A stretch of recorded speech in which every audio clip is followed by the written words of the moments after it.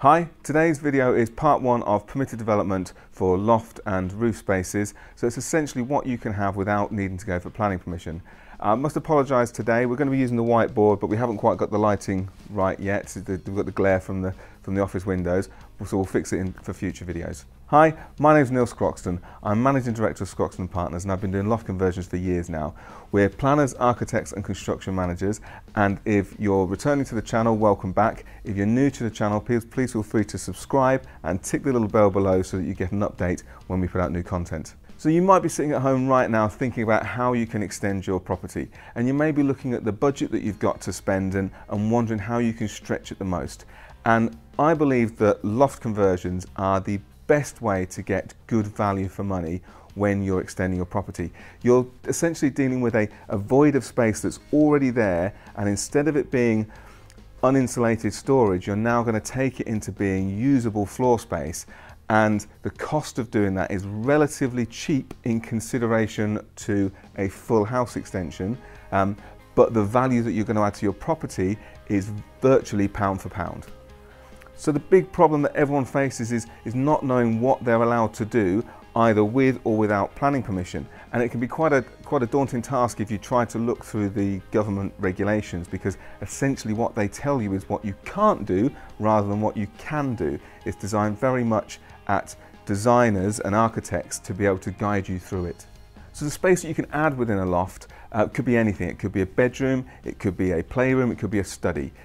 You can put bathrooms up quite easily. There's no restriction on what the space can be. There's just certain restrictions on how you can form that space. And there are key considerations that we will talk about later. One of the big ones being you have to think about the space below. What's going to happen to your existing first floor or your existing ground floor if you're a bungalow to enable you to get up safely to that space in the loft. So first of all, what is permitted development? Permitted development is basically a set of rules that if you follow, you are allowed to make extensions and alterations to your property without needing planning permission.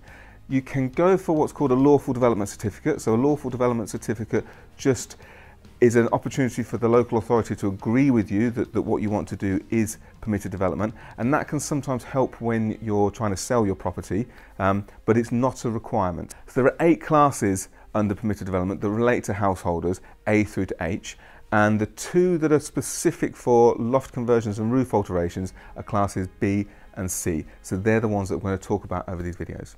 The first thing to remember about Class B is that your project will not be deemed as permitted development if you've already used permitted development rights to create your dwelling. So that means if you live in a barn conversion, or if you've had a property converted from commercial to residential, or any of the other types of permitted development class use changes where your building used to be something else and then it became a dwelling. So the next thing to think about in Class B is the first time I need to get my pens out. Basically, what it says is that you can add a dormer, but that dormer cannot be any taller than the highest part of the house. So what that means is if you have a pitch roof, such as this, you can put your dormer in so that it sits below the ridge height, but you cannot do anything that would go above that ridge height. So the next design consideration of Part B is to do with the front of the dwelling, what the government calls the principal elevation. Now, this is where things can get a little bit confusing, because if you have a property that's on the corner of 2 streets, you could have 2 principal elevations. Also, if one of your elevations is a gable, for example, you may still only be considered as having 1 principal elevation. So it's worthwhile checking if you are in one of those slightly odd, slightly confusing different situations. So what this says is that you cannot have anything that protrudes on the roof slope to the principal elevation. So put quite simply, you can't put dormers at the front of your house. The next consideration is size, and size of that dormer. And What the rules tell us in this instance is that it's all to do with the cubic capacity that's held within that space. So cubic capacity generally does need checking by somebody that has the ability to do that for you in the design process. But I'll try and draw something up to show you really what we mean. So we'll go back to our pitch roof, and there is an existing volume that sits within this space, and that's basically all of the air, essentially, all of the space that the roof and the floor hold in. And you are allowed, if you're a terraced house with your new dormer, to add in 40 cubic meters on top of the existing space. And if you are a detached property, you're allowed to add in 50 cubic meters on top of the original space. So the cubic meters are that you're allowed sit within this dormer box. The next consideration is quite simple. It's what you can't have. You can't have a balcony, veranda or terrace coming off of your dormer. You also can't add in a new chimney or any sort of flue. Another restriction that you have as far as loft conversions go are if you're in a particular area of special interest, so what they call Article 2 or 3 land. So areas of special beauty or national parks or World Heritage Sites or anything like that, and most people know if they live within those areas. The next provision is that you need to use the same materials that you already have on your existing house. So if your house is built from brick and tile and there's some lead and there's a bit of timber, you can create your dormer, your extension, out of those materials. If your house is only made from wood, you can only use timber in the cladding. Basically, what they want to do is they want to make sure that you're not going to have something that's completely alien to the existing property. But that doesn't mean that it has to be traditional. You can have a contemporary dormer under permitted development on a traditional property if you'd like to go down that route.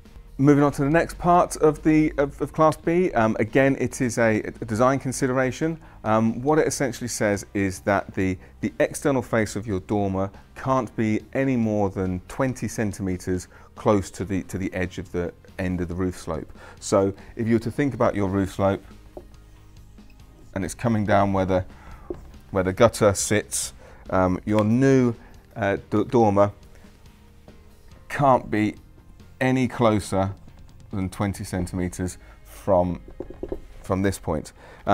This also goes into this particular part of the class also goes into talking about not oversailing people's fence lines, and it also lets you know that a hip to gable extension is allowed under the permitted development rules, and because it's hip to gable, it's a slightly different scenario where this doesn't quite come into play.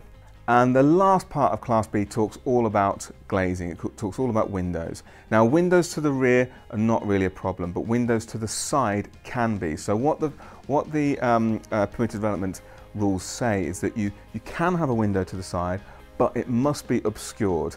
And beyond that, it also has to have, if you want it to open, that opening has to be higher than 1.7 metres from the inside floor space. So what that might look like in section is a floor with a bit of wall with your window going in,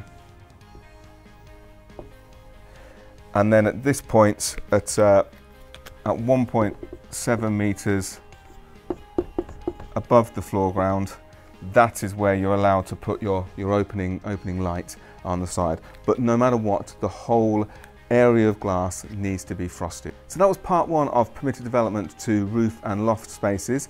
Join me tomorrow for part 2, where we'll be covering off Class C and also the other things that you need to think about when you're doing a loft conversion, because it's not just about planning permission. As always, if you haven't already, please subscribe and tick the little bell so that you can get updated when we produce new videos. If you like what we're doing, make some comments in the bottom and start a conversation. Please follow us on Instagram and Facebook. My name is Neil Scroxton, and this has been part 1 of permitted development for roof and loft spaces.